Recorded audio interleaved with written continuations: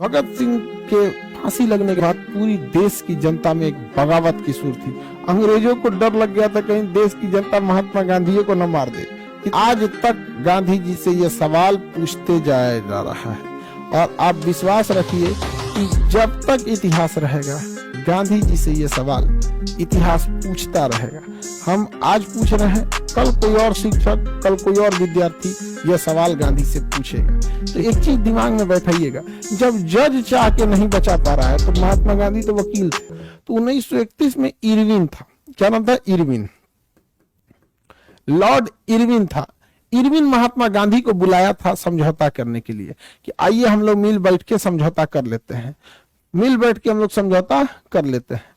ध्यान से समझिए, पूरी देश की जनता ने कहा कि गांधी जी आप एक के शर्त पे समझौता कीजिएगा कि जो भगत सिंह को फांसी की सजा हुई है ये माफ कर दिया जाए। भगत सिंह की फांसी की सजा को क्या कर दिया जाए? माफ किया जाए। किसी को दिक्कत? दांडी मार्च से अब सविनय अवज्ञा आंदोलन की ओर चल चुके थे लोग।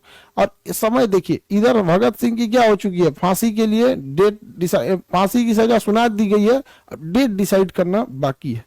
इधर महात्मा गांधी से आंदोलन बैठक करने के लिए इरविन जो है महात्मा गांधी से कह रहा है कि भैया आइए हम लोग बात करते हैं, इतना बड़ा आंदोलन करने की जरूरत नहीं है। तो महात्मा गांधी के पास उस समय चांसेस था, अगर वो डट जाते कि नहीं भगत सिंह की फांसी रोकी जाए तभी हम आपसे बात करेंगे, तो कुछ हद तक ये कहा जा सकता था कि अंग्रेज मान जाते सब। यही एक इकलौता रास्ता था, दूसरा रास्ता नहीं था। क्योंकि जो जज भगत सिंह को फांसी की सजा सुना रहे थे उन जजों में एक भारतीय जज भी थे, आगा हैदर खान। आगा हैदर जो थे वो उन जजों में थे। आगा हैदर ने अपना फैसला भगत सिंह के पक्ष में सुनाया कि जिस घटना का सबूत या गवाह नहीं है उस घटना में आप एक दंडात्मक कार्रवाई करते हुए कुछ समय के लिए जेल की सजा सुना सकते हैं, आप उसको फांसी नहीं लटका सकते। अतः ज्यूरीज के बीच में उन्होंने क्या किया था, कहा था कि मैं भगत सिंह को फांसी देने के खिलाफ हूं, लेकिन बाकी जज मिलके फांसी दे दिए सब। ये कितना चिल्लाते रहा, 4 को जज में 3 को फांसी दे रहा तो का मतलब नहीं, 4 में से 3 को रेडी रहना चाहिए, तभी तो क्या होगा, मेजोरिटी रहेगा। अब उसमें आगा हैदर चिल्लाते रह गए, नहीं सुना गया। आगा हैदर ने जज के पद से इस्तीफा दे दिया, कहा भाड़ में जाओ यहाँ पर। तो एक चीज दिमाग में बैठाइएगा, जब जज चाह के नहीं बचा पा रहा है तो महात्मा गांधी तो वकील थे। अंग्रेज ठान लिए थे सब कि भगत सिंह को छोड़ना नहीं है, क्योंकि भगत सिंह बहुत बड़े धधकता हुआ आग थे।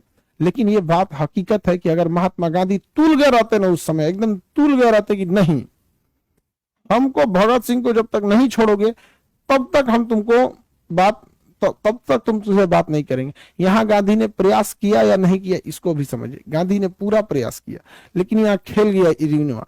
गांधी जी के सामने कहा था कि मैं कैदियों को रिहा कर दूंगा, और जब समझौता खत्म हुआ तो उस पर लिखा था मैं केवल राजनीतिक कैदियों को रिहा करूंगा।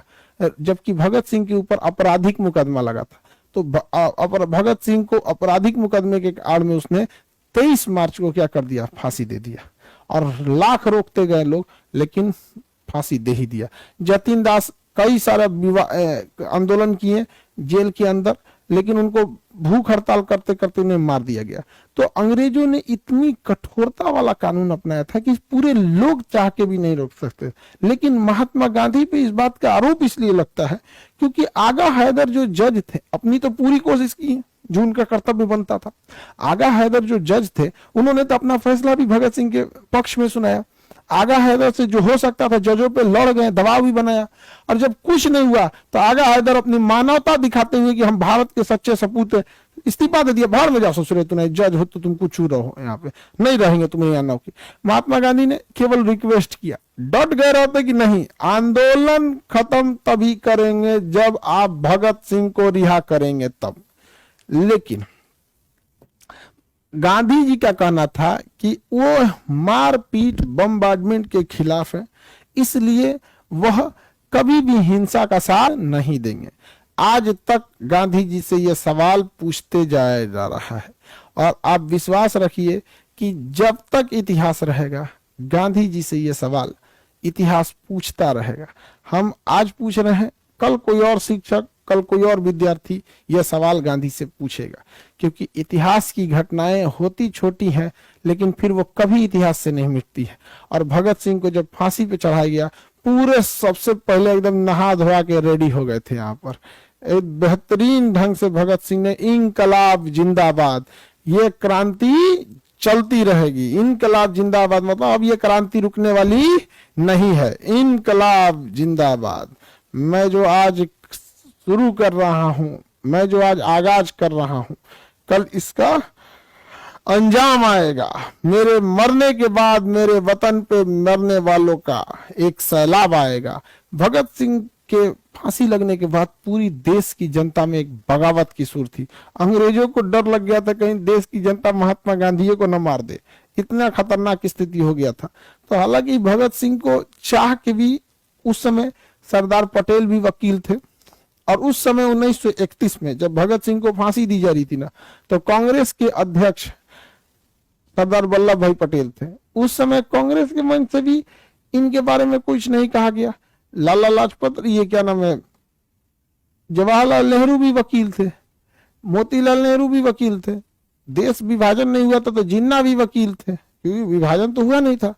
तो ऐसा नहीं है कि एक ही आदमी पर ठीकरा फोड़ सकते हैं, लेकिन इतिहास गांधी से सवाल इसीलिए पूछता है क्योंकि आपको मौका दिया गया था। बाकी ने तो कुछ किया ही नहीं, वो हकीकत है, लेकिन गांधी जी के पास मौका था, अगर वो चाहते तो दबाव बना देते। तो आपको समझ में आ गया।